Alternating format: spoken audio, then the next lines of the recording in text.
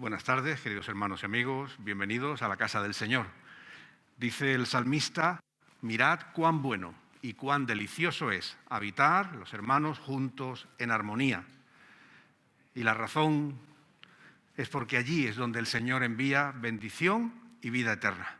Así que este tiempo que nos unimos físicamente, somos iglesia donde quiera que estamos, pero este tiempo especial de unirnos en la casa del Señor, debemos vivirlo como un tiempo de bendición, de disfrutar de la armonía, de la fraternidad que tenemos en Cristo y reconocer que es en este tiempo de manera singular en el cual el Señor envía su bendición sobre su pueblo. Así que dispongámonos a adorar al Señor, a ofrecerle culto. Porque nadie puede poner una base distinta de la que ya está puesta, y esa base es Jesucristo. A partir de esa base podemos seguir construyendo con oro, plata, piedras preciosas, madera, paja o caña. Pero cuando llegue el fin del mundo, Dios pondrá a prueba lo que cada uno enseñó. Será como probar con fuego los materiales que usamos para la construcción. Si lo que uno enseñó pasa la prueba de fuego, recibirá un premio. En cambio, si no pasa esa prueba, lo perderá todo, aunque él se salvará como se escapará del fuego. ¿Acaso no saben que ustedes son un templo de Dios y que el Espíritu de Dios vive en ustedes? Ustedes son templo santo de Dios. A cualquiera que destruya su templo, Dios también lo destruirá. No se engañen ustedes mismos. Si alguno cree que es muy sabio y que sabe mucho de las cosas de este mundo, para ser sabio de verdad debe comportarse como un ignorante, porque para Dios la sabiduría de este mundo es una tontería, como dice la Biblia. Dios hace que los sabios caigan en sus propias trampas. También dice, bien sabe nuestro Dios las tonterías que a los sabios se les ocurre. Por lo tanto, nadie se llene de orgullo por lo que hacen los simples seres humanos. En realidad, todo es de ustedes. Pablo, Apolo, Pedro, el mundo, la vida, la muerte, el presente, el futuro. Todo es de ustedes. Y ustedes son de Cristo y Cristo es de Dios. Amén. Amén.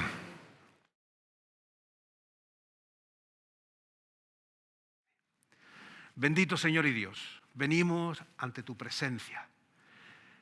Y a veces, Señor, lo cotidiano, el hecho de que venimos todos los domingos al culto, aquellos que venimos, el hecho de la rutina a veces, Señor, pudiera crear en nosotros la confusa idea de que es algo normal. Tener este tiempo en el que lo dejamos todo a un lado para adorarte. Señor, estamos en el privilegio de poder adorar al Rey de Reyes, al Señor de Señores. Este tiempo, Señor, en el que dejamos otras ocupaciones importantes, otros anhelos que demandan mucho de nosotros, Señor, para estar ante tu presencia como tu pueblo.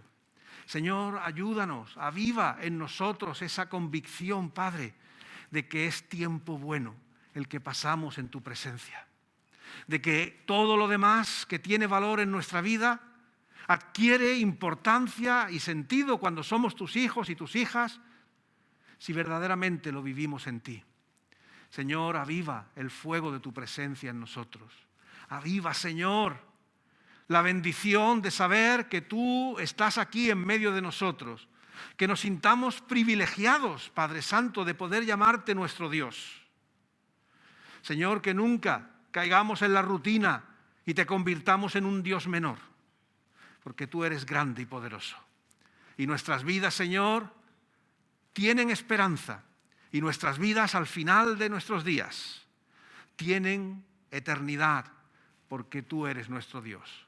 Y eso es lo que queremos en esta tarde celebrar.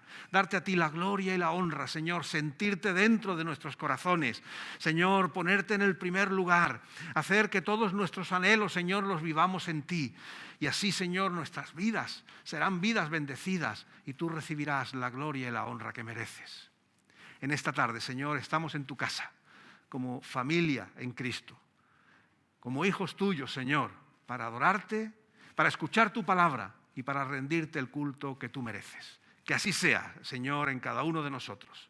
Quita distracciones de nuestra mente, de nuestro corazón, de nuestra voluntad, y que verdaderamente, Señor, nuestra presencia, nuestra actitud sea una ofrenda agradable a ti. A ti sea la gloria, Padre, en el bendito nombre de Cristo. Amén.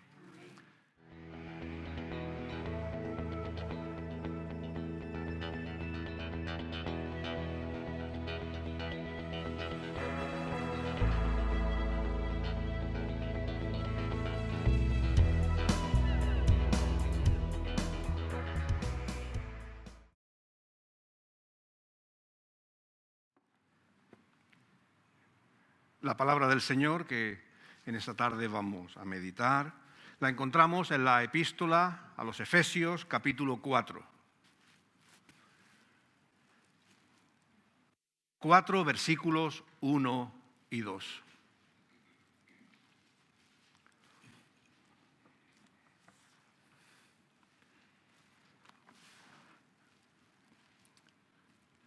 Epístola a los Efesios, capítulo 4, versículos 1 y 2, y dice la palabra del Señor: Yo pues, y es el apóstol Pablo el que habla, preso en el Señor, os ruego que andéis como es digno de la vocación con que fuisteis llamados, con toda humildad y mansedumbre, soportándoos con paciencia los unos a los otros en amor. Hoy es 18 de julio. ¿A cuántos les dice, a ver, ya hay alguien que el 18 de julio le dice algo? ¿A cuántos les dice algo el 18 de julio? Casi diría los españoles, por una cosa buena y por una cosa mala, vamos a decirlo así, si lo queremos poner de esa. La buena, la de la paga, ¿verdad? Tradicionalmente el 18 de julio era la paga de verano, y ahí estaba esa práctica. Y hay menos buena, evidentemente, porque el 18 de julio, que después dio sentido a esa paga y fechas y demás, ¿verdad?, pues coincide, es la fecha del alzamiento nacional en el año 36, que trajo después la Guerra Civil Española. Una fecha pues que queda, ¿verdad?, tristemente en nuestra memoria como país. Desgraciadamente, y sin entrar en sensibilidades políticas, vivimos unos tiempos en los que volvemos a recuperar la cuestión de bandos. No nos deshacemos de esa expresión de las dos Españas, los bandos enfrentados, ¿verdad? 85 años después de que empezara la guerra, 85 años después del alzamiento, todavía hoy, desgraciadamente, surgen situaciones, ocasiones en las que unos y otros, no entramos ahora en mayores disquisiciones políticas, pues parece que se enfrentan sensibilidades encontradas y a veces recordando tiempos que nunca debimos vivir. Parece que estamos siempre buscando una oportunidad para tirarnos los trastos a la cabeza. Parece que estamos siempre en esa actitud belicosa de encontrar en quien tenemos enfrente a un enemigo, especialmente si no opina como yo, si no ve la vida como yo, pues ya ahí surge ese elemento de enemistad, ¿verdad? Es una desgracia en cualquier contexto, pero mucho más a nivel de un país, de un Estado, de una nación, que tengamos que estar viviendo diferencias con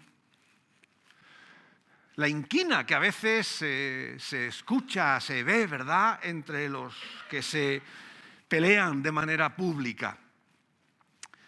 Seguro que a todos nos tiene que doler, seamos de la sensibilidad política que seamos. Tenemos derecho a nuestras opiniones, pero creo que a ninguno de nosotros nos puede gustar ver que las diferencias se maximizan al punto de volver a ese lenguaje, a esa actitud de confrontación, de enemistad, de casi guerra civilismo, sin caer tampoco en excesivos dramatismos. Y a nosotros nos tiene que doler de una manera especial, porque el Señor no nos ha llamado a eso.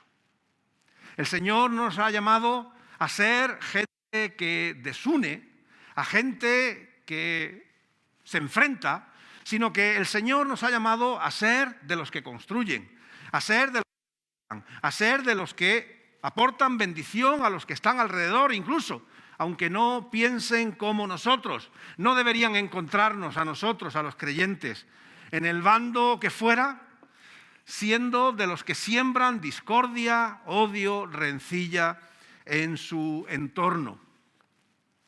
Me gusta mucho más recordar, en vez de historias de división en nuestro entorno social, mirar a proyectos como la Unión Europea, que también eso trae sus polémicas, ¿verdad? Pero que trae ese lema tan bonito que dice unida en la diversidad.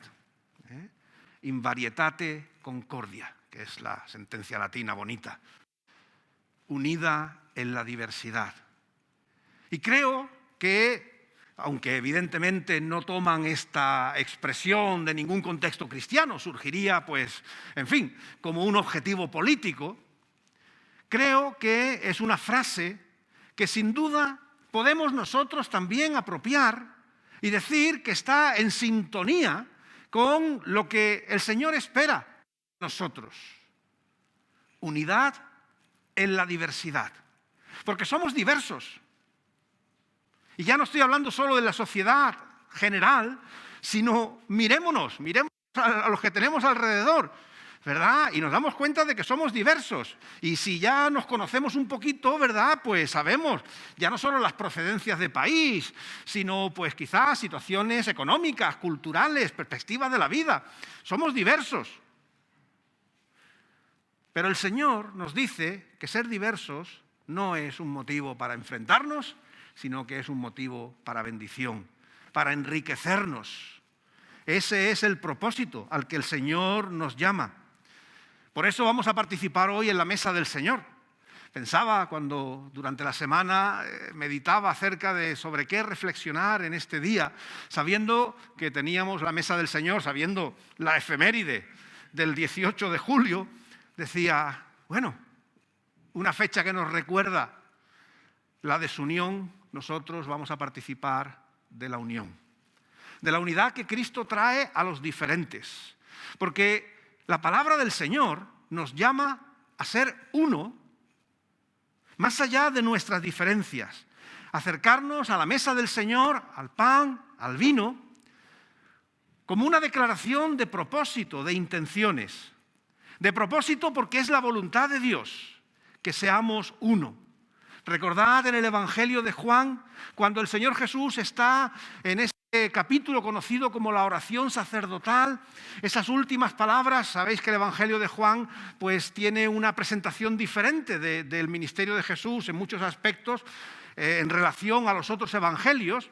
Juan pues pone énfasis en esa última etapa de Jesús antes de su muerte, en las exhortaciones que hace a los suyos y en esa, como digo, oración sacerdotal. Y una de las cosas que Jesús ora al Padre es cuando le dice que ora para que todos sean uno. Como tú, oh Padre, en mí y yo en ti, que también ellos sean uno en nosotros, para que el mundo crea que tú me enviaste. Fijaros lo que está diciendo el Señor. No solamente que sean uno, porque es lo bueno, porque es lo lógico, porque es lo que refleja la realidad de Dios en nosotros, sino porque en esa unidad también el mundo puede creer en el Señor. El ser iglesia, el ser familia en Cristo, a pesar de lo diferente que somos, a pesar de los intereses particulares que seguro tenemos cada uno tan distintos, el poder ser uno en Cristo es un testimonio a nuestra sociedad, a nuestro mundo, a un mundo dividido, a un mundo enfrentado, a un mundo en conflicto, por las razones a veces serias y grandes y otras nimias. Pero en un mundo donde hay separación, donde hay dolor, donde hay enfrentamientos, donde uno se cree mejor que el otro y todas esas historias que siempre vivimos, la Iglesia da testimonio de que podemos vivir en unidad, a pesar de las diferencias. Unidad no es uniformidad. No está eso en el sentir de la palabra del Señor. Por eso decía que al participar del pan y del vino estamos haciendo una declaración de propósito, porque ese es el propósito de Dios, que seamos uno como Él y el Padre son uno, para que el mundo crea. Y también es una declaración de intenciones, porque, ¿recordáis? 1 Corintios, después lo mencionamos, ¿verdad? El texto que siempre recurrimos para recordar la mesa del Señor, tiene un texto introductorio o tiene un texto en el que Pablo hace referencia a tomar la mesa del Señor indignamente. Y ya esto lo hemos dicho algunas veces, pero me gustaría recordar otra vez. Tomar la mesa del Señor indignamente, si atendemos a lo que Pablo está hablando en Corintios, no es, que también podría ser perfectamente, pero no está poniendo el énfasis en Señor, perdóname porque te he ofendido, Señor, porque esta semana no te he orado, porque esta semana... No está diciendo que podemos participar de la mesa del Señor indignamente por una relación vertical, es decir, de nosotros con Dios incorrecta, que también lo sería, sino que Pablo dice, cuidado de tomar la mesa del Señor indignamente en cómo os tratáis y os comportáis los unos con los otros. Se lo dice a los corintios. Dice, si no tenéis unidad, si os los unos a los otros con recelo, pensando yo soy mejor, yo soy de aquel, yo tengo mi líder, yo tengo mi grupito, yo tengo y tal, no participéis de la mesa del Señor. Aunque sabéis que yo siempre os digo, no dejéis de participar de la mesa del Señor, lo que tenéis que hacer es solucionar las situaciones. Eso de, como estoy y no estoy bien con tal, pues no voy a participar de la mesa del Señor. Arrepiéntete, arréglalo, pero no dejes de participar de la mesa del Señor. Mesa del Señor es señal de unidad de aquellos que somos diferentes, pero que en Cristo, no en nuestra cuenta corriente, no en nuestra cultura, no en nuestro pasaporte, no está ahí nuestra unidad. Nuestra unidad está en Cristo, en aquel que nos ha llamado, en aquel que ha dado un nuevo sentido a nuestras vidas, en aquel que nos ha dado un propósito. Esa es la razón de nuestra unidad. Y tenemos que estar unidos. Como decía, unidos a pesar de ser diferentes. ¿Recordáis los que se sentaron a la mesa con el Señor Jesús? ¿Eran diferentes? Vaya que sí lo eran, ¿verdad? Si hacemos simplemente un pequeño recuento de cómo eran algunos de los que estaban allí, tenemos a un Tomás que vivía con dudas, mientras que había un Pedro que lo tenía todo muy claro, por lo menos en la apariencia. Y ahí estaban los dos, el que estaba siempre seguro y era el que daba el paso primero, y el Tomás que, bueno, vamos a ver. En la misma mesa, el Señor sentó a Judas, que tenía otras preocupaciones, que quizás se planteaba si no estaba tomando una decisión equivocada en seguir a Jesús. Pero ahí estaba, sentado a la mesa, Jacobo y Juan. Señor, yo a tu izquierda, yo a tu derecha. Tan diversos, eran tan distintos. Uno que si venía de grupos de estos paramilitares casi, ¿verdad? De guerrilla contra Roma. En fin, otro que si era un cobrador de impuestos. Podrían ser más dispersos, más diversos. Y ahí estaban. No porque todas esas cosas que les hacían individuos justificaran esa unión. Era porque Cristo les llamó. Era porque Cristo estaba en sus vidas y eso es lo que permitía que estuvieran juntos aquellos que eran tan diferentes, unidos mientras miraban a Cristo. Cuando Pedro deja de mirar a Cristo, yo no le conozco. Judas, cuando deja de mirar a Cristo, le entrega. Cuando se deja de mirar a Cristo, dejamos de unirnos. Pero mientras se mira a Cristo, hay unidad, hay comunión. El apóstol Pablo está escribiendo en esta epístola a los Efesios, en el capítulo 4, desde la cárcel, y está escribiendo a la comunidad en Éfeso y les ruega, hay una súplica, que andéis como es digno de la vocación con que fuisteis llamados. Más adelante va a decir que esa vocación es una vocación de unidad, una vocación de ser todos uno, porque hay una sola fe, un solo Señor, un solo bautismo. Pablo tiene claro que tiene que recomendar a esta comunidad de creyentes y tiene que enfatizar la unidad. Ya entonces Pablo era consciente de las tensiones, de las dificultades que pueden surgir en una comunidad cristiana.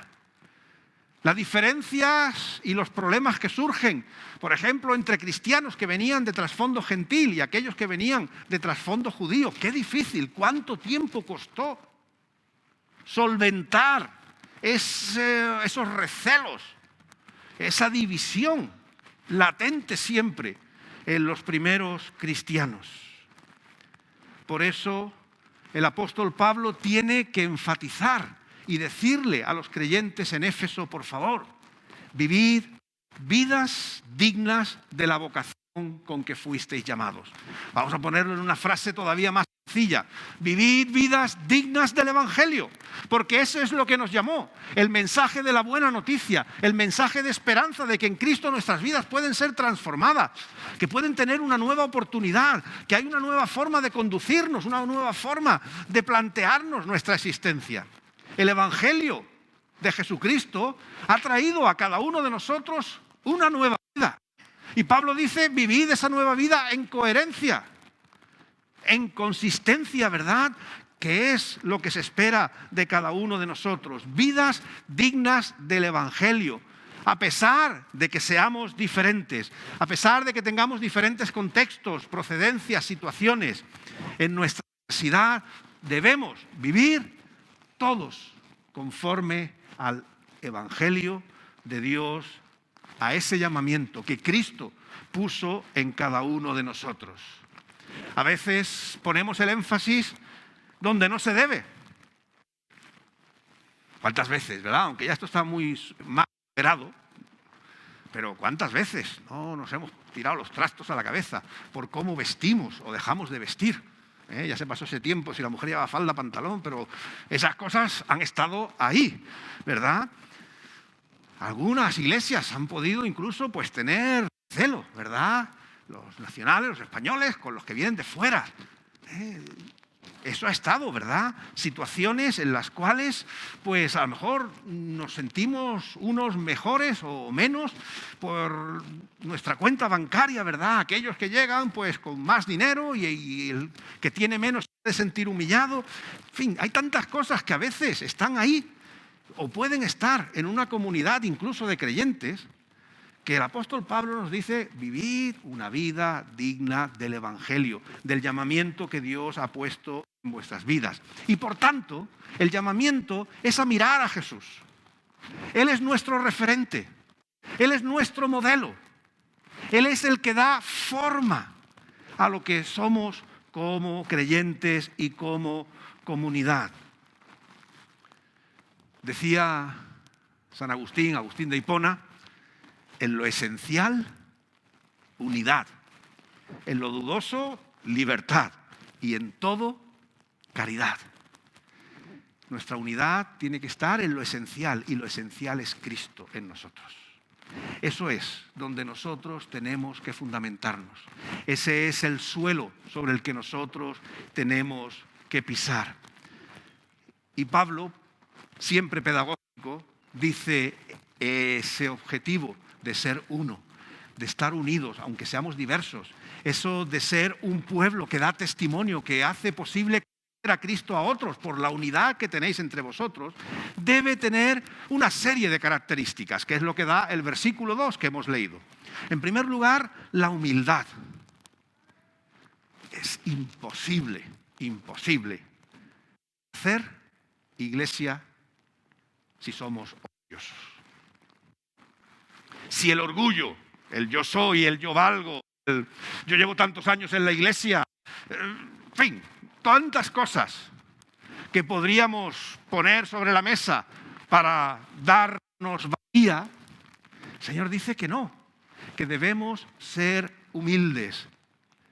Y la palabra humildad, nos dice el diccionario, hay muchas acepciones que podríamos mirar, pero hay una que me parece muy interesante: el conocimiento de las propias limitaciones. Si nos miráramos con más modestia, si nos miráramos con más humildad, seguramente no estaríamos enfrentándonos con otros para ver quién es más importante, quién es más destacado o quién tiene más valía. El Señor nos llama a ser humildes. Él mismo lo dijo de sí mismo: tomad mi yugo y aprended de mí, que soy manso y humilde de corazón. El Señor Dios, que podría haber presumido de su grandeza y su diferencia con nosotros, nos llama a vivir en humildad. Y creo que eso también es un llamamiento en la iglesia.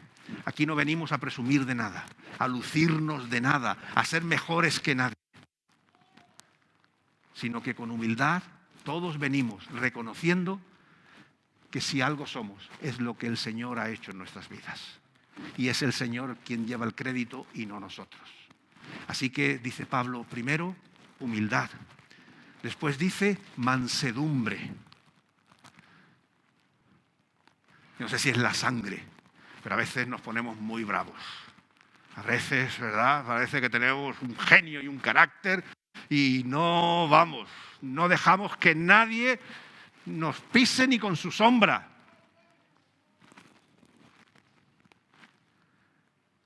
No es eso lo que hemos aprendido del Señor Jesús. El Señor Jesús nos invita a la mansedumbre, que lo que quiere decir es a vivir con una condición benigna, a ser buenos. La mansedumbre no es ser tontos o bobos, ¿verdad? A veces parece, como en nuestro contexto, ¿verdad? Un toro manso es que le falta bravura y parece que ese pues lo devuelven al corral. En fin, perdón por la metáfora taurina. Mansedumbre no es que no tengamos carácter, no es que no tengamos criterio, no es que no sepamos ponernos en nuestro sitio cuando toca, pero sabemos actuar con bondad hacia los demás, prefiriendo al otro en vez de a ti mismo. Es lo que te enseña la Biblia. Cuando buscamos no solo nuestro bien, sino el bien de nuestro prójimo, nuestras relaciones cambian. Si lo que buscamos es bendecir a quien está a nuestro alrededor, entonces realmente estamos haciendo iglesia y estamos buscando unidad. Pero si nos comportamos buscando solamente nuestro bien, nuestro beneficio, entonces rompemos la unidad, porque Cristo vino a bendecirnos todos y entregó a sí mismo, nos dice la Biblia. Él nos dio el ejemplo del sacrificio, de la renuncia en favor de los demás. Y eso también tiene que estar entre nosotros. Mirarnos unos a otros y mirarnos con buenos ojos. Mirarnos con el ánimo de bendecirnos, con el ánimo de tener una mano tendida para ayudar al que lo necesita. Decíamos antes en el periodo de anuncios la importancia de la oración, de orar unos por otros. Eso es un corazón bueno. Aquel que tiene carga por aquellos que están a su alrededor y le implora al Señor y le dice: bendice a mi hermana, bendice a mi hermano, que no tiene trabajo, que está pasando un mal tiempo. En fin, situaciones que puedan ser. Ese carácter bueno es el que tiene que marcar a la iglesia del Señor. Soportándoos con paciencia. Nos tenemos que soportar.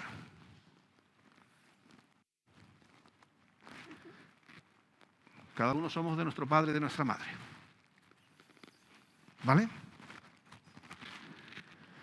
Decíamos que somos unidad, pero no uniformidad. Y nos encanta ser diversos. Y eso quiere decir que al ser diferentes, cada uno podemos tener actitudes, reacciones distintas a las que uno mismo podría esperar. Además, estamos en la iglesia del Señor, que no es un lugar de gente perfecta. Hay veces que escucho gente, yo me voy de tal iglesia porque allí hay gente. ¿Dónde van a estar? Todos estamos aquí por ser imperfectos. Si alguien piensa que está aquí porque es perfecto, se equivoca.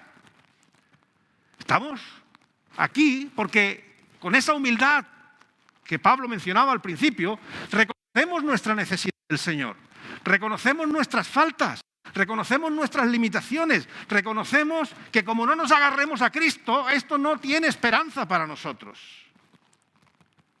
Somos gente imperfecta. Y eso hace que tengamos que soportarnos. No con eso decía, como me tienen que soportar, sigo fastidiando. No, ¿vale? Eso yo creo que lo entendemos, ¿verdad? Pero que ninguno somos perfectos, que todos tenemos un mal día. Y no podemos darnos de lado. No podemos dejar de tratarnos, de saludarnos, de querernos por un mal día. Pensad vosotros, en casa, en vuestras familias, ¿cuántos malos días habéis tenido? Seguro que unos pocos. ¿Cuántas veces no han merecido que nos echen de casa? Anda, déjate Pero ahí seguimos. Soportando y siendo soportados, porque hay un vínculo. Eso es lo que el Señor está diciendo. Soportarnos los unos a los otros con paciencia, con gentileza. Ese es el carácter del cristiano. Eso es lo que hace superar las crisis que se puedan dar. No vivimos en un mundo ideal. La iglesia no es un mundo ideal. Es un lugar imperfecto. Porque viene gente imperfecta que está en proceso de ser algo bueno, pero que no se convenga el Señor, y que tenemos nuestros altibajos y nuestras situaciones. Pero en Cristo nos soportamos los unos a los otros. Llevamos las cargas los unos de los otros. Nos esperamos los unos a los otros. Levantamos al que se cae. Eso es la paciencia del cristiano. La paciencia que tuvo el Señor con nosotros. Que una y otra vez, como dice la palabra, fuimos rebeldes y el Señor siempre estuvo ahí para perdonarnos. Tengamos esa misma gracia los unos con los otros. Soportándoos con paciencia los unos a los otros en amor. Esa es la palabra clave. Tenemos que amarnos los unos a los otros. A veces se escucha, bueno, es que no podemos amar a quien. ¿Por qué no? Si el Señor fue capaz de amarnos cuando no nos merecíamos ni que nos mirara a la cara. ¿Por qué no podemos, de ese amor que Él ha puesto en nosotros, de sí mismo, proyectarlo hacia los que están a nuestro alrededor? Dejémonos de ideas infantiles, adolescentes, del amor como un flechazo, del amor. Esas cosas pasan, sí, está bien. San Valentín lo celebramos y se acabó. Pero el amor no es eso. El amor no es como la gaseosa, ¿verdad? Esa explosión del momento nada más. El amor viene del roce, del interés, del querer también amar a las personas. La actitud de buscar el bien a otros, de ver en quien está a nuestro alrededor al Señor también haciendo su obra perfecta. Y eso nos tiene que llevar a amar a nuestro prójimo. Y eso es un ejercicio de voluntad, no de espontaneidad. Insisto, no es de flechazo el amor cristiano, sino que es, primero, fruto de haber recibido el amor de Dios que fluye en nosotros, pero el amor también es una actitud voluntaria de querer ver en el otro al Señor, de querer ver en el otro bendición, de la misma forma que nosotros la hemos recibido. El Señor nos dice que debemos soportarnos con paciencia en amor, no con desdén. Bueno, como te tengo que soportar, no, con amor, buscando en el otro al Señor, buscando en el otro bendición. Queridos hermanos, queridos amigos, vivimos tiempos en los que escuchamos una y otra vez en prensa las razones por las cuales unos y otros no se aguantan y no se soportan. Y todas muy argumentadas. Nosotros, como pueblo de Dios, tenemos que sacar nuestro argumentario también y decir por qué sí es posible aguantarnos y soportarnos los unos a los otros en Cristo. Porque esa es la diferencia que el Señor hace en nuestras vidas.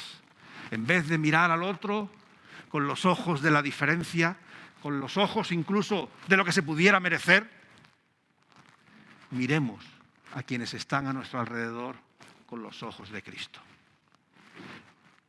El Señor murió por ti, pero también por los que están a tu alrededor. Nosotros debemos construir comunidad. Nosotros debemos construir unidad. Por eso, y termino con esto, Pablo nos dice: os ruego, os suplico, que andéis como es digno de la vocación con que fuisteis llamados. No con lo que os parezca mejor, no con lo que entendáis que, bueno, oye, bastante, no. Conforme a la vocación con la que fuisteis llamados. El criterio lo marca el Señor. Él es nuestra vocación. Él es nuestro llamamiento. Y en Cristo nosotros debemos mirarnos con amor, con humildad, con mansedumbre y con paciencia. Y con estos ingredientes bien mezclados podremos ir haciendo una comunidad que cada vez se ama más, que cada vez se cuida más y que abre sus puertas a quienes en nuestro mundo y en nuestra sociedad viven quizás rechazo, soledad, incomprensión. En la casa de Dios encontrarán un hogar donde serán recibidos por aquellos que viven en unidad porque ponen sus ojos en Cristo. Y eso tiene que ser siempre entre nosotros, con nuestras diferencias, con nuestros roces, que los tendremos porque somos personas y tenemos nuestras cosas cada uno. Pero por encima de todo, que prime el llamamiento de Cristo a nuestras vidas a ser uno, como Él y el Padre eran uno, para que el mundo pueda creer y encontrar salvación y esperanza en este tiempo que tanta falta hace. Que Dios nos bendiga, que Él nos motive, nos siga motivando. No empezamos de cero, ¿verdad? Estamos en ello. Pero que el Señor nos siga empujando a cultivar y a cuidar esa unidad. Disfrutemos de este privilegio que tenemos, de ser familia en Cristo los unos de los otros, de poder cuidarnos, de poder amarnos, de poder preocuparnos unos por otros. Es un regalo que Dios nos da. Disfrutémoslo en Él. Que Dios nos bendiga.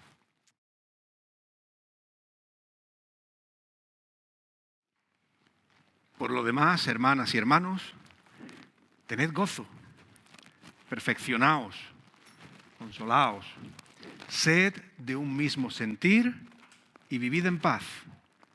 Y el Dios de paz y de amor estará con vosotros. Que la gracia de nuestro Señor Jesucristo, el amor del Padre y la comunión de su Santo Espíritu sea con todos y cada uno de nosotros, ahora y siempre.